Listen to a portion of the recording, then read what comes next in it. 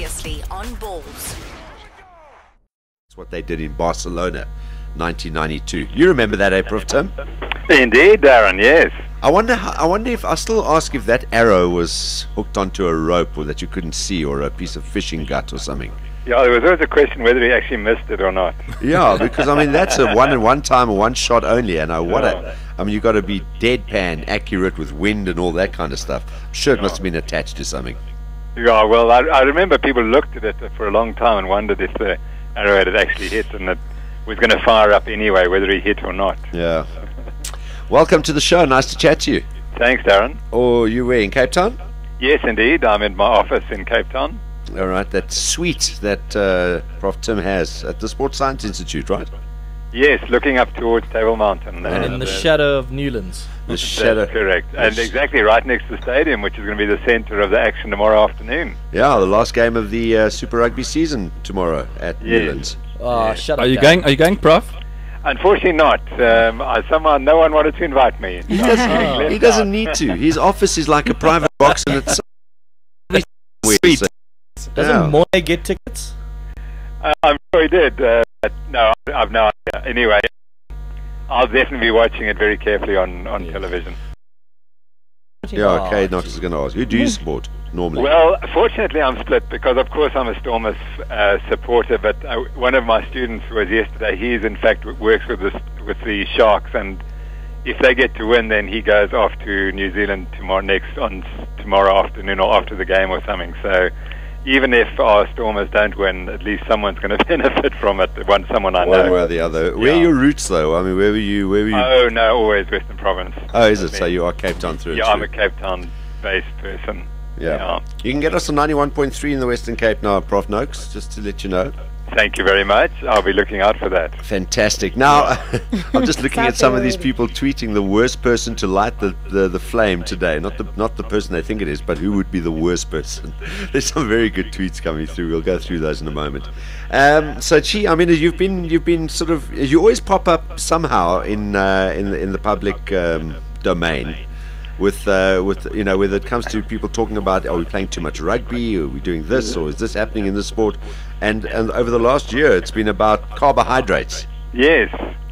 Stay away from them. Books about you see. Sorry? I've been reading books about you as well. Okay, is my book part of the whole theory? Well, I didn't actually work out entirely what you did, and I know that you were helped dramatically by some lady. Yeah. And I did glance through a book, but I frankly I can't remember the detail at the moment. Well, basically, let me nutshell it for you, and then you can blow it to shreds. Because I think your theory does blow it to shreds. But I mean, basically, it was, look, and as I've realized, having not been in the gym for 8 months subsequent to that, and now having gone back in for the last month, you cannot do any of this without getting some form of exercise and getting into the gym, or doing at least 20 minutes every a day, or at least 3-4 times a week. So, you know, regardless of whatever the diet is, that you have to combine it with a bit of exercise. But I was basically told that you can have a certain amount of carbs and a certain amount of proteins per day, and you combine those in meals, but you must always combine proteins and carbs. You must never only have proteins or only carbs. Okay. Yeah. Okay, good. So mine is slightly different. So now, because I'm different and I'm very carbohydrate intolerant, so for people like myself, carbohydrates are like toxins, and they just turn into fat. And so the avoidance of carbohydrate is critical to people like myself. And under those circumstances, we completely change our metabolism, and also we change our eating behaviors, and we lose all the cravings for carbohydrate. And I think that's a big issue, is that it's this craving for carbohydrate. And I've discovered, because now my appetite is totally different, and I really only feel hungry very infrequently, and it's not a craving. Whereas before, you know, you ate and 3 hours later you wanted to eat again. That's completely gone. I can go 24 hours. If I have a big meal, I can go 24 hours without feeling any discomfort or any hunger. And so basically I've found a diet that works 100% for myself and for my metabolism. And I think a lot of people, in fact, would benefit from this eating plan. But I mean, I suppose there isn't one recipe for everybody, because as you say, everyone's metabolism, everyone's made up differently. So one thing would work for one, but not for others. Absolutely. I think this is one of the easiest things about this is that you don't get hungry, so it takes very little discipline actually. The only discipline it is you don't eat sweets and sugars and bread and potato and rice and pasta and pizza. Now immediately people will say, gee, how can you do that? But once you stop it, you suddenly, within a month or two, you actually don't miss them at all. And then it's very easy to stay on it. So you're saying just give up on those carbs, and you'll lose your craving for them. So I mean, what we're talking about is cravings here, because a good old baked potato. So am I not making you feel hungry for a carb now? I think a nice roast potatoes. Because I'm now like almost, I'm getting a year and a half, nearly 2 years out from eating my last carb. So no, that's not true. I mean, of course, I do have some carbs, but it's mainly vegetables and dairy produce. But the standard potato. No, I look at potato. It doesn't make me feel at all good. That's what I was going to say. That you just reprogram your brain completely, and every day it just becomes easier the next day. Yeah. Prof, I was going to ask you to give us then an example of a meal that you have. Yeah, so the meal, we focus on eating lots of fat and lots of protein. So for breakfast, people throw up their hands in horror, but it'll be yogurt and cheese, it might be some salmon, it might be some chicken, it might be some sardines. And, I mean, now people, and I wouldn't have veg for breakfast, but then at lunch it will be, I've got a can of sardines on my desk here, which I'm about to open and eat. I've got some macadamia nuts, and I would also like some veg if I could get it. I would eat it at lunch. But for dinner, it's going to be lots of veg and either steak or fish or chicken, but usually fish, usually salmon. I hope your wife's on this program too, because your breath must pong after sardines. Yeah, no, she watches me, and she says when I'm getting unsociable, she tells me to eat something carbohydrate or protein. That's right. And you get a craving for steak, Tim? Yes, I do. Nice. But you do eat it though, eh? Yeah, and when I eat it, and now of course I go for really good steaks, and I just can eat, and 200 grams isn't enough, None of the gravies though, or anything, eh? Yeah, that's correct. No gravy. Correct. But chilies and things like that, very good. Chilies like chopped are fine, chilies, I love it.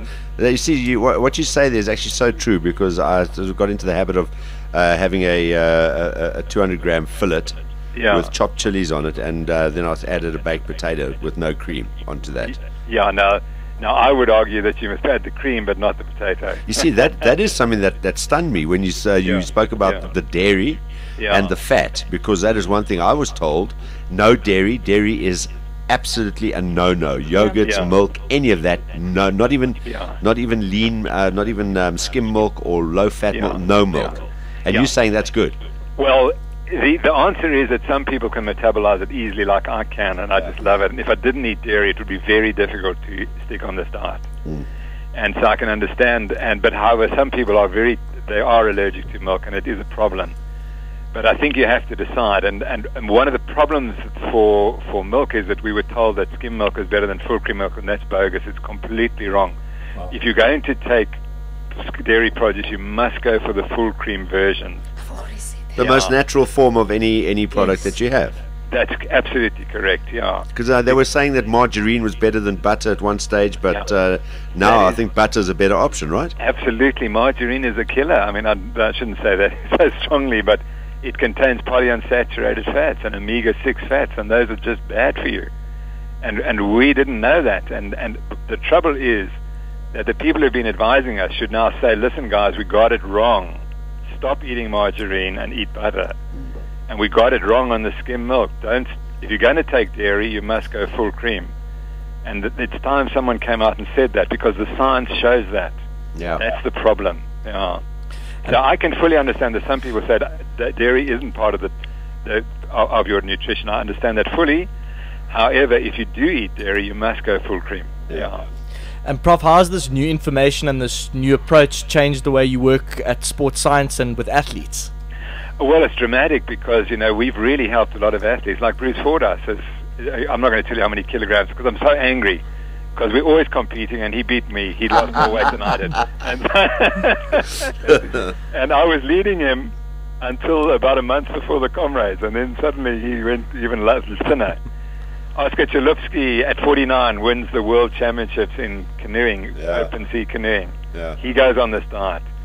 Paula Newby-Fraser, who won the Ironman, tells me, she's back in Cape Town about 3 months ago, she says, Tim, I always ate this diet. Yeah. And she's the greatest Ironman triathlete of all time. And that's amazing because, I mean, everyone, and that's why we pick up Stompies sometimes, and everyone goes on this. And I know the Americans are sometimes to blame because the whole margarine butter thing was their fault. Absolutely. But we've always heard about this carbo load, eat lots of pasta before a big race, drink liters of beer because it's got carbohydrates. It's all wrong. Well, it's if you are an elite athlete and you're as lean as a rake, which most of them are, that's fine. Oh, okay. The carbs will just go into your muscles and into your liver, and they're perfect. For people like myself who are carbohydrate intolerant, we take the carbs and it doesn't go into our muscles, and we didn't know that. And it doesn't. All it does is it turns straight into fat. And so you might as well just take the fat, eat fat rather than carbohydrate, because you're going to turn it into fat anyway. So what happens to the fat that you eat? You say you must love a braai then, because you've got chops with you eat the fat on the chops. You eat the boerewors. It's got lots of fat in it. Absolutely. What happens to that fat? The fat is stored in your fat cells, but the point is it turns off your appetite very quickly. So I'm eating much less than I did in the past, and that's why you get lean, because you just eat. I eat 2/3 of what I used to eat. Because now my system is regulated appropriately, and it tells me, hold on, you can't eat you never eat too much fat. You can't binge on fat. You can binge on carbs, but not on fat, and so that's what happens. This is all in your book, eh? Well, it's the sort of the introduction is in the new Challenging Beliefs, and I'm now down to writing a book. The Challenging Beliefs did so well. The guy said, no, you've got to write a proper book on nutrition and giving this alternate view and explaining, where I was wrong and saying I'm sorry. And I'm not saying every athlete has to do it, and many athletes will benefit enormously by eating lots of carbohydrates, but other people who will not benefit. And as we talk, many rugby players are overweight, and they will benefit from a high-fat diet. And there are many comrades runners who finish in 11, 12 hours, and they're frankly overweight, and they would do enormously much better by cutting the carbs and just eating proteins and fats. And their performance will improve dramatically. And they'll be amazed at it. Fascinating to chat to you. When do you expect that book to be out? Hopefully the middle of next year. I should finish it by the end of the year, and it usually takes 6 months to get published. All right. When you're on the book tour, bear us in mind. Come in and we can chat about it when it comes out. Fantastic, Darren. I'll look forward to doing that. Awesome stuff. Coffee, full cream milk, please. There we go. Thanks a lot, Prof. Nice to chat to you as always, and all the best, and enjoy your weekend. Thanks, Darren. Same to you. Go Stormers. Thanks, Prof. Go Stormers. Stormers. Ciao, Prof. Bye-bye. Bye. There we go. Prof. Tim Noakes. We the best on 3. 1, 2, 3. We the best. 2 p.m. to 6 p.m. Mondays to Fridays live on balls.co.za. Balls.co.za.